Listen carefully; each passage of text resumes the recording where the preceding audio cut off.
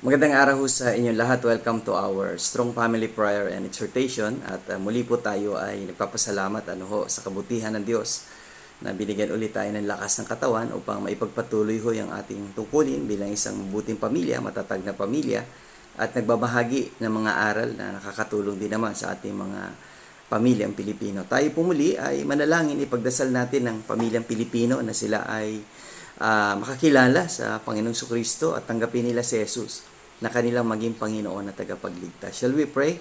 O aming Ama, maraming salamat muli sa umaga na ito. Pagpalain niyo po muli ang pamilyang Pilipino at ang kapayapaan niyo maghari sa aming buhay at ang inyong gabay sa pangalan ni Jesus. Amen.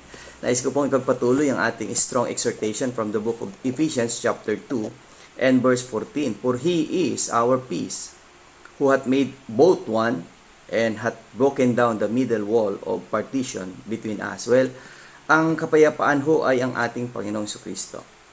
Kung nasa iyo na ang ating Panginoong Kristo ay mayroon ka ng kapayapaan. Kapayapaan na hindi maibibigay ng mundo na ito.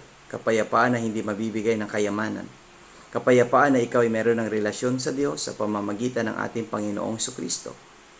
At ang kapayapaan na yan ay magagamit natin upang maibahagi rin naman natin sa iba na kung tinanggap na nila si Jesucristo, ay meron na rin silang kapayapaan na nagmumula sa banal na Espiritu.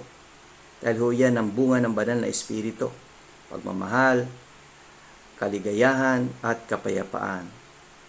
Kaya napakaganda ho na sa araw-araw, may kapayapaan tayo mula sa salita ng Diyos. Kaya nga sabi ng Panginoon Kristo sa kanyang mga apostles, pag kayo bibisita sa mga bahay, sabihin nyo kapayapaan ang maghari sa tahanan ito. Ganon din naman po tayo araw-araw ang ating panalangin.